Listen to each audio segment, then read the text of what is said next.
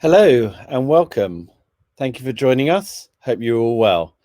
So I'm going to bring Sebastian onto the screen, but I've got a few more things I wanted to share first.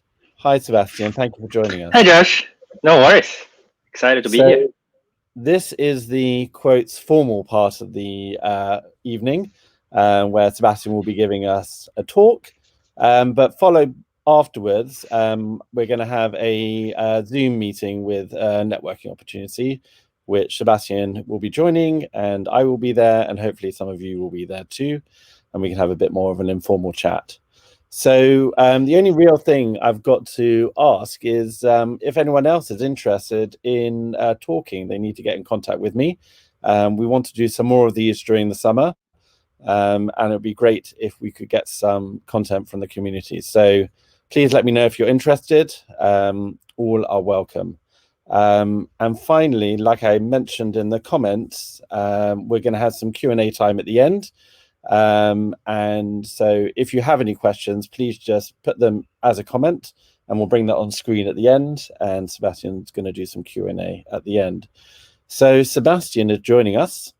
He's a senior developer advocate for Progress who specializes in Angular and building chatbots, which is a good thing because that is what we're going to be learning about today. How to build a chatbot for an Angular application. And so I'm going to be bringing your slides onto screen. Hopefully you're ready for all of that. Yep, I'm ready. And we can get started. So thank you very much, Sebastian, and over to you. All right. Thanks a lot, Josh. This is probably the first time ever somebody said that there is a session that is the formal part, and then after that we'll have an informal part, because I'm mostly a relaxed person and I like to have fun with the stuff that I do. But then let's get to the serious part then. And I want to talk to you about building chatbots for an Angular application. Okay, so we have an agenda as well. So basically we'll cover things like what do chatbots eat, because that's a very serious question. We'll look at whether chatbots have dreams. I'll tell you a little bit about why I think we would need chatbots and what's good about them. Then I'll cover some of the usual chatbot challenges, and then I'll actually build a chatbot pretty much from scratch to show you how to do it and to show you how easy it is to do. And yeah, let's keep going. So basically, what do chatbots eat? And I'll give each of you about 5 seconds to figure out it. And if you don't know after 5 seconds, then you will never guess. But to me, the answer is always pretty obvious, since chatbots are mostly built by developers. Chatbots eat pizza. And this is going to be a bit of a theme for today, or at least for the demo part. So definitely you should stick for that part. Next one. Do chatbots have dreams? And I think this one is a pretty obvious one. And if you, especially if you're like a fan of Blade Runner or sci-fi in general, you would know that chatbots indeed have dreams, and they dream of electric sheep. I mean, it's like, this is pretty much the essential part to understanding chatbots. Once you know these two facts, I think you're 50% already on the way to learning building chatbots. All right. So why chatbots? And this is pretty much a voice in, I bet, at least a quarter, like 3/4 of you watching me right now. And the way I see it is as follows. In my opinion, the communication pattern, or how we communicate with each other on a day-to-day basis, has changed. In the past, we used to, or like, go and call each other or meet each other face to face. While now you can see more and more people doing this, where we actually prefer to text with each other. Like, I've been at dinners where somebody sitting like 2 seats away from me would WhatsApp me asking me a question or something, even though they could very easily just ask me directly. But this is basically the reality we are in, and that also means that companies and many institutions have to adapt and give that channel of communication to their users, to their customers, or whoever that they need to communicate with. Chatbots also come with a bunch of benefits, like they give you an improved customer service. Well, and then they can reduce the common reception call center pain points, because basically they can work 24/7 because they never get bored. They can scale very nicely. They're really good at handling repetitive tasks, and it's not only that they can do the same task over and over again, but they also will never get bored of them. And they also can improve the speed of communication, because once you pre-train a chatbot on how to answer specific questions or how to handle various step-by-step conversations, then they can do it really quickly. And then on top of that, they can connect with various backends or third-party APIs to access the data, so they can bring up potential options to the users really, really quickly. And you could very easily connect your chatbots to 3-4 different systems, which will be able to access those a lot faster than a human being. And the chatbot has a ton of other benefits, but to me, the most important one, why we should all want to build a chatbot, is, well, let's face it is fun to build one. And we should all have a bit of fun, just like those pygmy goats just sliding down a wooden log, because that's what pygmy goats do. Well, we can't be sliding on wooden logs ourselves, so maybe we should learn how to build chatbots. But the thing is that to build a chatbot, it's not necessarily so straightforward. And I've been observing various chatbots and using quite a lot of chatbots around. And then I was looking at various challenges and common mistakes that those chatbots would have. And I want to take you through them very quickly, and with basically real life examples. So one of the big problems is that many chatbots will have a fixed decision trees. So what I mean by that is that the chatbots will expect you to follow a process in a very specific way. There's no way that you can provide them some information up front unless they ask you for something specifically. So here's one example where somebody comes up and says, hey, I want to rent a car. The chatbot's like, yeah, I can help with that. That's okay. What country? And at that point, you go like, I just want a car from Paris, right? Like, you should be able to figure out. And then the child was like, sorry, didn't get that. What country, right? Like, so they're really stuck into like in their way of doing it. So then you could say like, yeah, France. And then they ask you what city. And this is quite frustrating because they're really stuck in their ways. And this is obviously a very simple example, but what chatbots should be really able to do is have a lot more flexibility built in, so that it should be the user that dictates the process. So in this case, if I say I want to rent a car, I can help with that, with country, and I say Paris, even though it's not exactly the answer to this question, a child will go like, oh, yeah, sure, let me help you find a car in Paris, France. So like I can even confirm that like I get it, that it is in France, and then we can move on and everybody's happy, right? So like, yeah, I want a car tomorrow. Another one is around the lack of business entities. So basically, a business entity is like a data type. It's basically anything that would be relevant to this specific chatbot. So if we're building a chatbot for hospital, then the chatbot should be aware of all the doctors that are there, maybe offices or categories or treatments or various different things.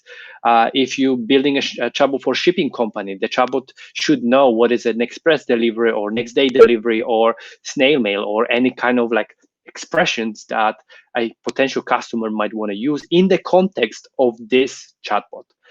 And this can lead to various problems. So if you have somebody who comes up and says, hey, I want to meet with Dr. Berg on Tuesday, the chatbot is like, yeah, I can book an appointment. What is your doctor's name? And here's already the first issue, because the chatbot didn't quite understand that Dr. Berg is the doctor we're after. So at this point, somebody says, what? And then the chatbot follows up with, what time would you like to see Dr. What? And obviously, the person is going to be confused, like, what is going on? The chatbot is going to say, I'm not sure I understand you. And the user ends up, resigning and goes like, well, me neither. And the mistake happened twice in this scenario. The first one, where the chatbot wasn't able to identify it from the first expression, but also when the user said what to the question of doctor's name, it didn't even have a way to verify that what is not in fact a doctor's name, but is actually a question somebody asking like, what is going on? And this is pretty simple and could be very easily avoided. So in this case, we should build chatbots where if somebody says, I want to see Dr. Berg on Tuesday, the chatbot should be able to understand that Dr. Berg is one of the records on the system. And it should be able to pull up that doctor and then display it on the screen or do something about it. And also, it should even understand that Tuesday is a date so that we don't necessarily have to ask for that date later on. So once we identify the specific doctor, then the chatbot can go and say, hey, what time do you want to meet Dr. Berg, John Berg on Tuesday? And we are all happy. Another one is around a lack of proper acknowledgements. So it's basically, especially when somebody provides you a lot of information up front, the chatbot should be able to acknowledge that they received that information. And at the very least, it should acknowledge what information it understood, because that leads to a much more fluid conversation. So if somebody starts with a conversation with something like, hey, I'd like to sign up for a health insurance for a surfing trip to Luton from May 9th to May 14th, if the chatbot responds with, what is your age? You are not going to be feeling very comfortable about this, right? You won't feel comfortable at all. And you're going to say like, hey, are you sure you got my info? And this is going to spiral up like the whole negative emotions. So obviously, the best way to handle that is actually by providing acknowledgements. So if somebody indeed wants to go for a surfing trip to Luton, I don't know why would you, but maybe there is a way. Then the chatbot should say like, yeah, sure. A surfing trip to Luton is always a good idea. That's questionable, but why not? And then could say like, yeah, let's find you an insurance for this and this date. So it could even verify that it fully understood this date, that it's even for this year, and it's even in the past. Like some people can surf in the past. Why not? And at this point, when it asks what is your age, then the user is going to be happy about it, and then they will continue this conversation. The other one is with dealing with ambiguities. So I always say that like English is a very ambiguous language, and it's very easy to say something that could have multiple different meanings. But maybe sometimes you could have just a simple ambiguity where you can provide two names of a doctor. And sure, to us, this specific sentence is not going to be too confusing, but maybe a chatbot can get confused. So if I say, I talked to Dr. Burke and he told me to book an appointment with Dr. Alcott, maybe the chatbot will see, both names and go like, well, okay, you mentioned Dr. Burke. Yeah, I can give you an appointment for Dr. Burke. And at this point, the user is going to be like, no, this is not the doctor I want to see. What is going on? This is not good. So in this case, the better way of dealing with that is if we see two names of doctors, the chatbot goes like, okay, I cannot guess it from the sentence, but maybe what I should do is say, hey, I see two names of doctors. I recognize Dr. John Burke here and Dr. Ali Alcott. Which one of those do you want to see? And at that point, you can provide some buttons, and then the user can choose one of them, and then conversation can move on nicely. And that's the right way of handling that. The other one is with dealing with a long-term memory. So it's more about whenever you have the same user coming back over and over again to talk with your chatbot, the chatbot should be able to learn some of the details about that user so that they don't have to necessarily ask the same question again. So obviously there's things that will happen, change every time. So if you come in and asking for an appointment, like the chatbot should definitely ask when and what time. But there's other details that don't usually change that often. So for example, if somebody says, hey, it's me again, can you book me an appointment with Dr. Burke on Tuesday at 11? So this is somebody who's probably doing that for the past 6 months every week. So at this point, it's like, yeah, sure, I can get you that appointment at 11. What is your phone number? And you see, like at this point, if somebody's been doing that like for years, then most likely you would have their phone number. And then the user can get frustrated. It's like, hey, don't you have it already? Why don't you remember my number? So what we should be able to do is instead indicate that phone number is something that doesn't change very often, and then tell the chatbot to learn it. So if somebody, let's say, gives you the same phone number twice in a row, the third time this person comes and starts a conversation, we should be able to say like, yeah, we can get you the appointment. Is this still your phone number? And at that point, we giving this person a very quick option to just verify it, or say, no, my number actually changed, and I want to give you my new number. So we having like a more of a conversation with the other person, but also we are making it really easy. And the other thing is that if somebody gives you the same phone number like over and over again every week, maybe one of the times they're going to mistype it. And maybe we will not send them a reminder, and they maybe miss the appointment. So those kind of things are really, really important. So knowing like all those challenges and issues and kind of like what would be the best practices, it should be pretty easy to build a chatbot. Well, so I'm going to give you a little bit of a history lesson in terms of how we arrived at Progress into building chatbots. And that was a few years back where we had a hackathon. And the idea was that we had a team that we wanted to build in 48 hours a chatbot that would allow you to book a meeting. And that was a pretty straightforward thing.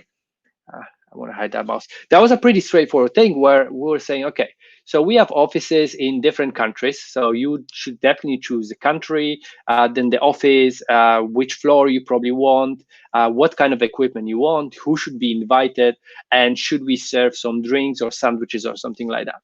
It was a pretty straightforward chatbot. And we were all super excited and we're like, yeah, we can definitely do that. The planning is going pretty well. And then we came up with our first logical design. So this is an actual picture of the design from the chatbot that we wanted to build. And we realized that building this chatbot might not be as easy as we thought with like conventional languages. Um, and basically this whole process went as follows, where we went like, first this is that, the design, this is not gonna work, this is going out of hand, this is all falling apart. And in the end, we basically built a chatbot that was doing about 10% of what we were really planning to do. Um, but we looked at this from more like a perspective of, okay, we failed to achieve, like to build this whole chatbot that we wanted to do, but the failure is only when you're not taking any lessons from that. And to us, the lesson was like, well, the traditional procedural programming, like, was not the right way to do it. And there has to be a better way of building chatbots. And we came up with this idea, which today we're calling NativeChat. So that's like an AI-powered platform for building chatbots, which is really cool. But to me, the best part about NativeChat is that we are using declarative programming for building a chatbot. So it's not about actually you coding step by step every bit of conversation and having like the nitty gritty control over the full flow, and then having a lot of if else and switches and all those statements. But it's more about telling the chatbot that say, hey, in order to complete this conversation, these are the pieces of information you want to ask from the user, right? If somebody needs to sign up for insurance, well, you should ask them what level of insurance they want, which country they're going, what dates, and stuff like that, and probably like their name and email address and things like this. And the chatbot then they can go and take charge of controlling the flow of this conversation, so that if the user gives you, say, straight away says like, hey, I'm going to Italy on Monday next week, like the chatbot can already grab these two pieces of information and then ask for the remaining pieces of information in order to complete this conversation. And that's what declarative programming allows you to do. So here, let me give you an example. So we are using JSON for constructing conversations in this case. So what you can do is just say, okay, so there's going to be a step of type question. We are going to ask a user a direct question, and we are going to ask them for a country. So entity is more like a name of a variable, and entity type is basically the type. So this is where we train our chatbot to understand that whenever somebody says France, Germany, Italy, or Poland, that means it's a country, like one of the countries that we have offices for. Next, we have to tell the chatbot the kind of message prompt. So if you want to prompt the users to say which country you're traveling to, so that they give us the country, right? So that's cool. And then finally, we can have additional like UI helpers. So in this case, there is a quick reply that says like, okay, we are going to display a bunch of buttons with available options to the user so that they can then choose the country they want to travel to. And just this little code gives us this kind of conversation where I say, hey, I want to order a car. And the chat will say, sure, we can help you with that. Here are the available countries. And then the user was able to choose that. And probably should slow down this video next time, but the whole idea was that you had just few lines of code, and this was already able to do something like this, and it was like pretty straightforward. And the other cool thing is that with the same code, we can deploy then the same chatbot to Alexa, to Facebook Messenger, to Viber, to web, to mobile, and even recently we've added WhatsApp and SMS. So you could have a conversation with a chatbot by SMS or WhatsApp. Like that's pretty cool. But today we're gonna focus on the web part, which is basically deploying a chatbot to Angular, and I'm going to also show you how to do that. Cool. So now it's time to do a bit of a demo, and I will build a chatbot for you.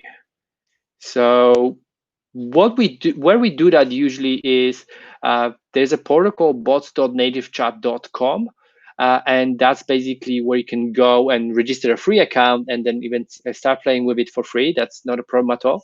And this is where you are going to build the chatbot. So we have kind of like two types of conversations. So the first one is question answering. And this chatbot that I want to build is kind of for pizza type chatbots. So I can kind of add first thing that is like a questions and answers. So just not step by step, but just one question, one answer kind of relationship. So let's say we are going to do a Q&A category. And you could, for example, have a question like, what is the best pizza? And maybe I can call it best pizza. So this is more like an ID. And the chatbot could say the best pizza is the Hawaiian pizza. That's not how you spell it. How do you spell it? Like this. And sure, 50 of you probably already switched off the stream because it looks like this is one of those tabs versus spaces thing. But basically, since I'm presenting, I'm going to stand by it. So now what I can do is say what is best pizza. So it doesn't even have to be exactly the same. Let me just refresh this quickly. What is best pizza? That would work. Like the chatbot can answer that. And I can also say, you can have more than blorgon, blah, blorg. Let's make it a question. So you can have more than one way of asking for the same thing. So if there's like a blorgon, blorg, that will also work. So there's obviously more than one way to ask the same question. We can train our chatbot, and also you can provide more than one answer. And in that case, the chatbot randomly will pick one of them. But this is question answer is pretty straightforward. Like the exciting thing is when we start building actual chatbots. I made it, maybe it's a bit too big. So we already have a bit of conversation here. Like when we start and I say hi, like the chatbot will have like already like a button where it just gives you a bit of message that you can always say restart to restart the conversation, and here's what I can do for you, and then displays like a button to order pizza. So let's create a conversation that can do that. So inside conversations, and this is the cool thing, like we're using a Monaco editor here, so I can add new conversation type go. So we have code snippers, and then I have a pizza order conversation, and I'm going to do just like a one step for now, which will be message, and I will say hello world from pizza order, just to see that this definitely works. So I am going to just copy this, and then in training, I can, for example, have conversation triggers. So in this case, I can say, I want to start pizza order when somebody says, order pizza. I am hungry. Give me pizza. Or if somebody just says, well, actually, that should do. So I can say, give me pizza.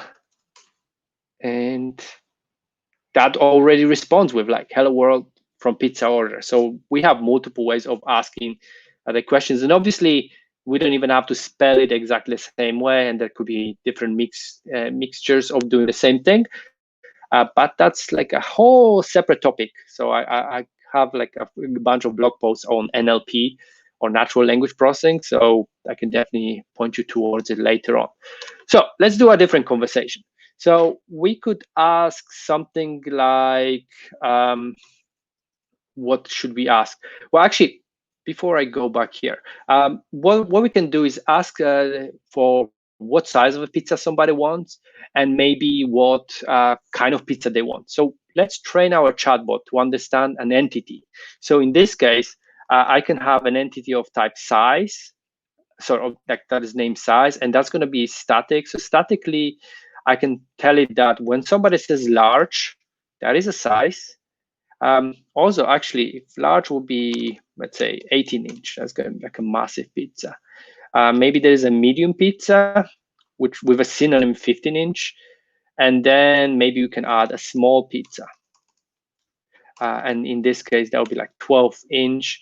So I can already test this without even doing anywhere by saying, I like medium pizza, but 18-inch is also good.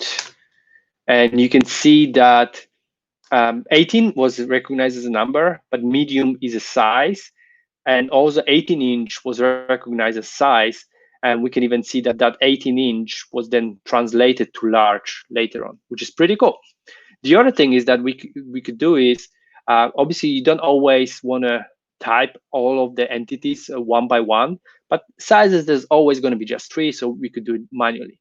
But what we could also do is, and that's what we're going to do for pizza, we could train our chatbot dynamically. So we could do a dynamic one. And then I have this API that if I go to demos sample pizza, it will give me a bunch of pizzas that will have name, price, image, and type. So I can basically train my chatbot by providing the endpoint URL, and then value template, I'm using double handlebar. So basically I'm saying for each record, grab the name and learn each of those names and then assign it to this record. So if I create this, now the chatbot should understand there is a whole bunch of different pizzas. So there's like a meat pizza, and also it has like all the metadata for each of those. So now I can say meat and taco are, well, have a medium fun. And there you go. Now we have meat and taco recognizes pizzas, and medium is still recognizes size. All right. So now that Chatbot understands those records, those entities, we could change our conversation. So I'm going to add a couple of questions. So one is going to be size and size. So the entity type with capital S, and then how to ask. I can ask how, what size of the pizza would you like? And just like that, we could ask the person for the size, and then we could add step question, and then this time we going to ask, let's say, for pizza, and we could say which pizza would you like. So there's one problem with this, because I can say order pizza, and at this point we don't even know what pizzas, what size are available. So I can say mini, and the chat will go like, well, I didn't get it. So maybe if I say medium, like it's kind of a bit of a guessing game, and especially with what pizza we would want. So what we could do instead is add display type quick reply. So for example, when we want to order pizza, we can already display all available sizes.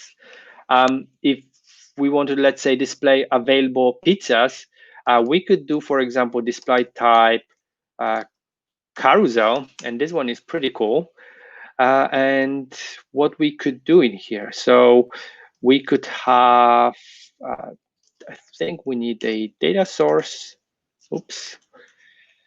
And so we can say, okay, we want to get this pizzas from this endpoint, because you could even make like a more specific query and then only display pizzas that are available in that specific size.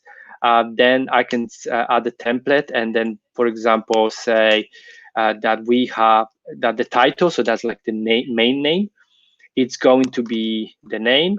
There is a subtitle. So for subtitle, yeah, let's display the price. Price, and I could even do something like, I think like this, currency, and then I would do it in GBP.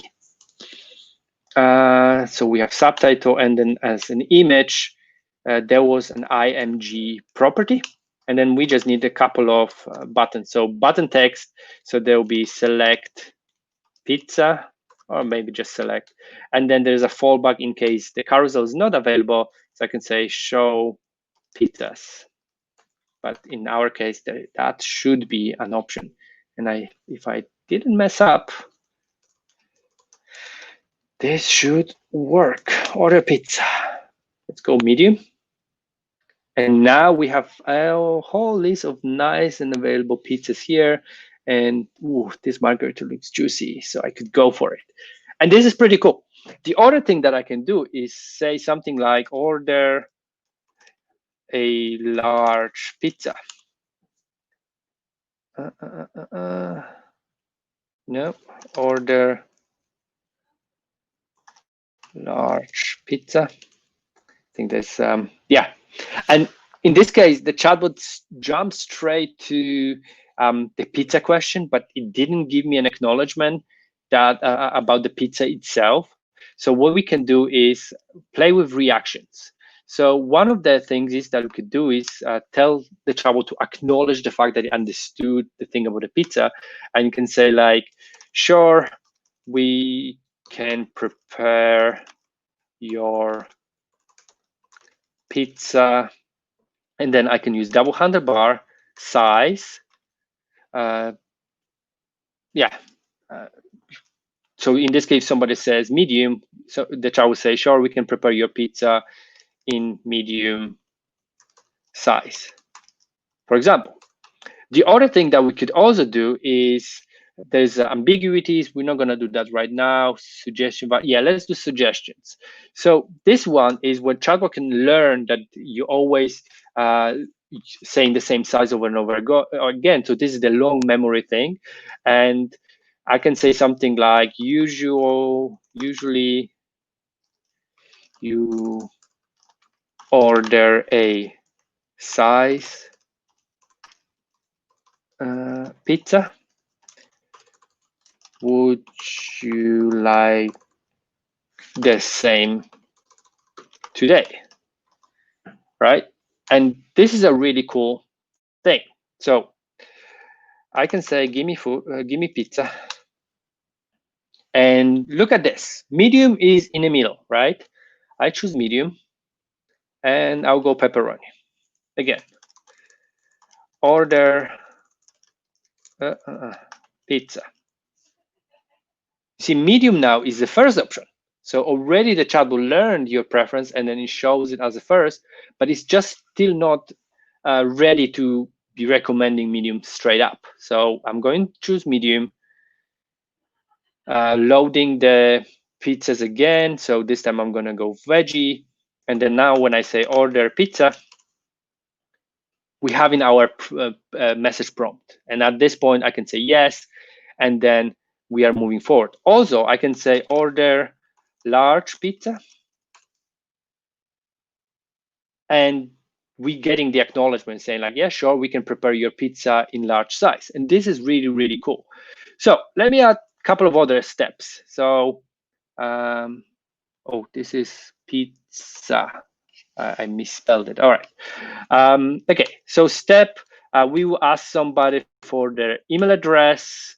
And let's say that's going to be just text. So what is your email address? And in this case, I want to add a reactions validation, email validation. And this is cool. And I can say this doesn't look like an email address. No pizza for you. Yeah, let's be annoying. And we'll test that in a second. The other thing that we obviously want to do is ask maybe where to send the pizza. So I'm going to just ask for fun an address, or let's say, yeah, address. And this is going to be text again. Where should I send the pizza? And we are almost there. So what I want to do now is basically order pizza. So, but we want to add like an ability for the user to finally confirm all of their choices. So I could do step entities confirmation, and I'm gonna just leave it like this, and I can say, okay, we will let the user still change their mind about size, maybe what pizza they want, maybe their email address or their address. Okay, and this moment is I can say, can you confirm this order? And that should mostly do the trick. Okay, so let's try that. So I can say, hi, here's what I can do. Let's order pizza. Obviously, every time we restart, like it kind of appears as a new user. That's why I forgot my previous choice, because this is just a development terminal, but that's okay. I can say small. Let's go with ham. What is your email address? And I can say seba noemail.com. And obviously it's going to complain about it. It's like, well, this doesn't look like an email address. Like, come on, give me your email address. So I can say tazaprogress.com. Sure, where should we send it? Josh's house. I think, yeah, that should be fine. And at this point, we're getting this confirmation. And then I could go like, well, actually, maybe not, because there'll be more people there. So let's send a large pizza. And then just like that, we're able to change and then confirm. And the last step, usually, what we could do is like, once you have all the details, we could have, let's say, step webhook. And then at this point, what you would normally do is just make a web service call that would basically send an order, and then kind of like say, this is like the pizza that you wanted to order, and these are the details. I think I may have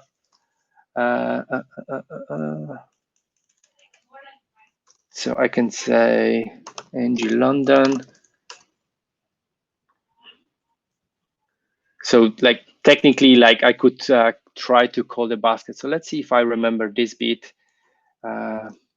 So we have an NG London basket, and I can say add, and then the name was gonna be so add. Yeah, sorry, /add, and then question mark name equals pizza. So that's going to be in double underbar, and price is going to be pizza.price, because we can get that from the object. All right, so name, price. Okay, this should do this. I think that was post request, no headers, and the payload is going to be some additional information. So maybe we will have size, which basically we are going to pass the size here. And I do hope this is how it works. Then it's an email. So let's do an email here. Oops, email. And what do we have? Oh yeah, we had an address. So let's send the address, or I'm gonna call it location, because that's basically me constructing an object that goes into the server. Keep making the same mistake, and that's the address. And I think that should do the trick. So let's try this one more time. So, but before testing it here, I'm gonna be a bit of a daredevil, because I think that's how that API was working. And I want to take this and publish this chatbot to a real live application. So what I can do is publish to different platforms. So I actually have it in Facebook, but I don't want to show it just now. Twilio we could use for SMS and WhatsApp. We could do Alexa, but I want to publish it to a website. So go over here, and this generates a code, and I can either have like a little icon popping up in the bottom right corner, or like a full div. So I just want it as part of a page. So I have like a demo application, which is based on Todd Motors, like a pizza demo. And in this case, what I need to do is go to the index.html, and I will basically paste it in my body, because I want this chatbot to be available in the whole of the website. And basically, I will take the script that we need to import and then put them in the header. So now that I save it, we don't need the Google API because we don't have any maps or location services. And now the chatbot has this little icon here that should load the chatbot. You want to order pizza? I want a large ham pizza. What do you mean technical issues? Right, sorry, that sometimes happens. Order large ham pizza. Sure, we get that. What's your email address? So send it to me. Where should we send it? Send it to London, where people like pizza. All right, that sounds about fine. And then confirm, and then that executed my call. And also, I think if I reload this basket, hey, that updated my basket, and now we can on like the company side, we can see that somebody ordered a ham pizza, one item with this email address size, and we should send it to where people like pizza. And that's about it. Oh yeah, basically I forgot to add the price, but that's just a different story. So that's basically the demo I wanted to show you. I think this, like, I always get very excited when I build those chatbots, but what do you think? I think this is pretty cool, and I think this mouse also agrees with me, or the mice do. So where to go next? So this is one of the pretty much one of the last slides. So if you're interested in what you saw, like you can learn more from our website. There's the developer playground that I was using. It's at the bots.nativechat.com. The docs are at docs.nativechat.com. Pretty straightforward. And if you'd like to learn to build chatbots, we have a bunch of tutorials. So there's one that's like about the core chatbot tutorial, which focuses on the web development mostly. But then also we have a tutorial for WhatsApp, and there's also one for SMS. And if you do want to try the chatbot that I just built, you could go to the last bit.ly link and go and talk to that chatbot, and it should be able to give you similar answers. So yeah, and this is a very important message. No electric sheep were heard in the making of this presentation. Thank you for your time, and thank you for listening. And now I can take questions. Thanks very much, Sebastian. That was really interesting. So Yeah, no worries. if you do have any questions, I saw there were a couple in the chat, so I'll bring them up in a second. But if you do have any questions, please write them in the chat. My question up front, because I get to do that because I'm here, is there more way you can customize that chatbot experience, especially on the web, obviously, with Angular? Are you able to get sort of into the core of how that chatbot works and maybe customize that whole experience using Angular? Yeah, so one of the cool things that you can do is even like how the conversation gets triggered. So imagine the journey of, I don't know, like you're building a chatbot for any that deals with insurance quotes, let's say.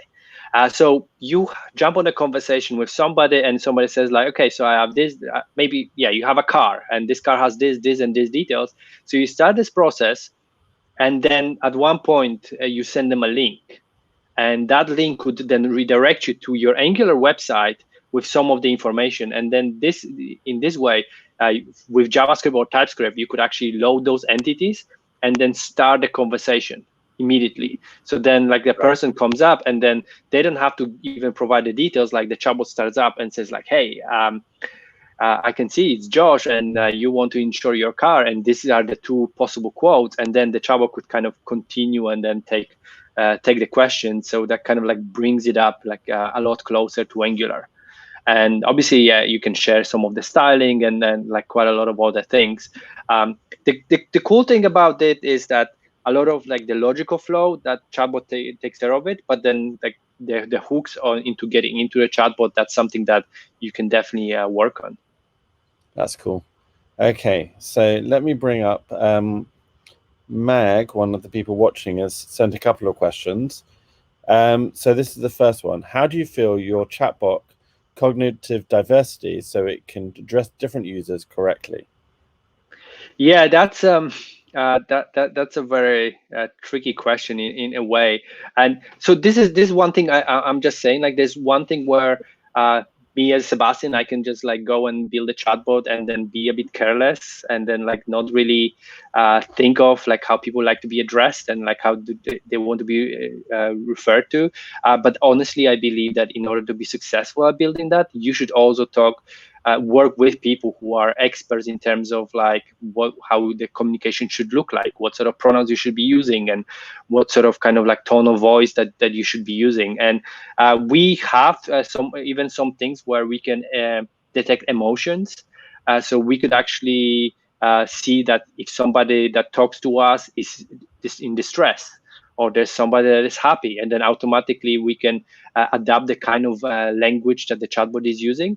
And also kind of like that and then with the pronouns, like the golden rules, just like use they, and like that's Yeah. going to be a lot easier. But it is not an easy task, but that's why you should be working with people who are like user experience experts that deal with chatbots. So yeah, like I think it's easy to get started. It's like it's hard to get it like proper and Yeah, I can imagine. respond to people properly. Yeah, I hope that answers it. So she's got another question as well. How do you measure track user experience automatically within the chatbot? If there's a mismatch between question answer user experience challenges, how does the developer find out?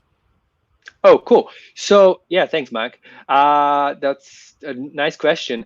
So we have a like a analytics page where you can analyze all the questions, and one of the things that we look at is a number of dropouts.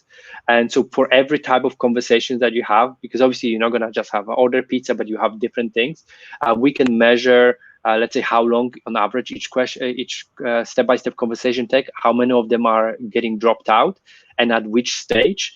And then that can highlight to developers or to business analysts kind of like what is happening behind the scenes and why maybe some conversations are less or more successful than others. So analytics is kind of like one of the things. The other thing is also like we can also do some automated testing. So you could have a bunch of expressions and different steps that you'd want to take. So also like over time, even if you like keep redesigning your chatbot, you can make sure that the specific flows work. So yeah, analytics, kind of automated testing, and also you do have access to history. So you could also analyze in terms of if something didn't go well, like what sort of things people actually say. And then you could kind of analyze that. And the chatbot also gives you like a level of confidence. So pretty much everything above 65% of confidence is accepted as chatbot as a good question or like an acceptable answer or something like, yeah, I think I understand it, 65%. But then you could also analyze all the conversations that are between like 65 and 80. So you go like, ooh, we have a lot of those iffy. Do we actually think that this 70% answer was correct?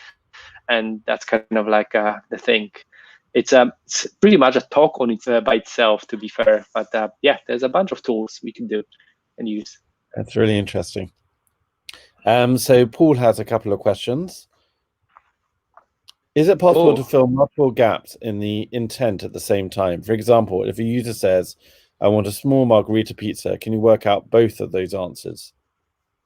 Yes, that's actually something that I even tried to show in the final demo where I said I want a large ham pizza. So absolutely, and this is the thing where because we trained the chatbot on what like the size and the pizza and all the other things were identities, then suddenly the chatbot was like, "Oh, I know small. Oh, I know margarita." And the other like with margarita is like if I probably asked everybody watching this session in terms of how you spell it, like pretty much like how the people will misspell it. Like I can never get it right. And you could also train the chatbot like as synonyms. You could provide different spellings. Like a plain pizza or something like that. Or even, just give me a plain tomato pizza. Yeah. But even, maybe you could do margarita without an H or something like that. But yeah, definitely we can train our chatbots to understand different type of entities and multiple at the same time as well. And then you can keep training it, I'm assuming, as you analyze that data as well to make it even better. Absolutely, yeah. So basically, you should always kind of like, especially the first 2-3 months after you deploy the chatbot, you should pay very close attention to what sort of things people say, and obviously there is obviously an ethical element to it, like where you shouldn't be just plainly spying and then trying to trick users into different things. But in general, that's like fairly acceptable that like you are kind of saying that, look in terms of like what kind of conversations people are having. Yeah. The other thing is, I'm not sure if anyone will ask for it, but I always like to say it.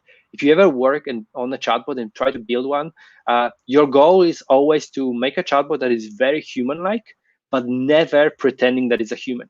Like the chatbot pretty much should always say like, "Hey, I'm a chatbot. I'm here to help you." And maybe if it doesn't work well, just say, "Hey, can I talk to a person?" And then I'll put you to somebody, because there is a whole level of trust implied here, where if you find out that you were talking to something that it was not a person but was a chatbot, you feel cheated. Like you feel like, oh my God, I can never trust you ever again. It's getting weird. the trust, but also making it user friendly so that it's serving a purpose. So I'm not waiting for a human to come and just take basic details, but not pretending to also be that human, which I think was really absolutely with those demos that Google were doing with like the phone call, Google I/O. I'm not sure if you saw that, where that it was got a crazy bit too scary. close to like reality, where the chat, which was an audio one, was going and like actually really pretending like they were a human, which I think is really interesting level. That's a sort of an ethical and a really interesting discussion about the whole sort of chatbot ecosystem that's starting to develop. So Paul had a follow-on question, which was about the other side of it. So we can take an answer and get both the parts. Can you actually ask a question which is expecting two answers at the same time as well? Yeah. Yes, in a way, yes. So you would still kind of have to have like a two separate steps. As that one is like, hey, this is going to be location, here's going to be time. but you could actually, as a message prompt, ask somebody to provide two. And then basically the chatbot could ask you, like, give you the double prompt. And if the user does provide both the information, then the chatbot could like accept them both. However, if let's say somebody just provide the location, then the chatbot could just come back and say like, Would hey, follow on. Yeah. I'm still waiting for the time. So Yeah. there's things that you can do, and we can also add like a conditional statements. So if we don't have location and time, then we could have the full answer, a full prompt. But if you have one of them, then you could change the prompt so that it only asks for one. So yeah, that's a pretty good case. Like I've never done this, but I would definitely do it. I like it. Because it kind of squashes it together a bit. So it still deals with if they only answer part, but actually feels like it's a bit more speedy in terms of actually asking all the questions. Yeah, totally. And the cool thing as well that we I can think do that's with the really chatbot is, yeah, that you could even dealing with dates. So it's very like you can say it in a human like if you're ordering taxi, right? So you could order a taxi, and usually you would need a date and time, right? So you could actually say, I want the taxi on August 5th at something something. That's kind of boring, right? You could say, I want a taxi in 20 minutes. And with this, the chatbot will know in 20 minutes is probably still today, and in 20 minutes is 20 past 6. That's very cool. And that's really cool. But if you just say, I want a taxi today, then the chatbot separately goes like, okay, but what time? That's really cool. But just saying this kind of things, and you could just say like next Monday at something, and it's all sort of things. So it's pretty cool. So I've got another question, which is to do with languages. So is this only English at the moment, or is there options to do it in multiple languages? So here's the thing. So our engine can handle 72 different languages. It's pretty cool. So and there's even like I think there was a Gartner report. I can't bring it up right now, but they were saying that basically about like 50% of people who come to websites that are English only, like they immediately drop out if they can't change the language. So it's imperative that websites should provide interfaces in multiple languages, and that the same thing applies to chatbots. So yeah, like if let's say you're in Canada, like you have to have it in French and in English, right? Or like, or if you're an international company, you should be providing in different languages. The only thing is, do you then have to train them in all the different languages? Yes, but the thing is, and there's a reason. So you should have different instances for different languages. So it shouldn't be, let's say, if Sebastian is a chatbot, Sebastian should speak only English, right? You should have then maybe George that can speak French. So like if somebody arrives, well, yeah. So anyway, but if somebody arrives and then says, "Oh, I want to talk French," like I was like, "Oh yeah, go talk to Josh," right? So this should be like an early stage, and the reason being is because with natural language processing, we train a chatbot with various expressions, and then the chatbot uses like a whole different like special model, like on analyzing what you say and what it matches, and then it could make mistakes. So if you, for example, like you could maybe write something in Danish, and the chatbot could say, "Oh, that sounds very similar to this Swedish expression," and then respond in Swedish, and the Danish person will understand it, but they're not gonna like it necessarily, right? Or like I'm Polish, right? Like if a chatbot responds to me in Russian, I'm gonna go like, "That's a bit of a problem," right? But it's like this is the kind of thing. Like it should recognize the right thing and then take me to the right kind of person. Yeah. So there are more questions on the chat, but unfortunately we've run out of time. So what I would suggest you would join us on our Zoom call, which will be starting soon. I will post the link on the chat, and we can have a more informal carry on the conversation there. So thank you very much, Sebastian, for joining us. Yeah, thanks a lot. Thanks for having me. Thank you very much for everyone else for joining us and for asking all your questions. And I look forward to seeing you on our next one. So goodbye for now, and see you on the Zoom. All the best. See you on the Zoom.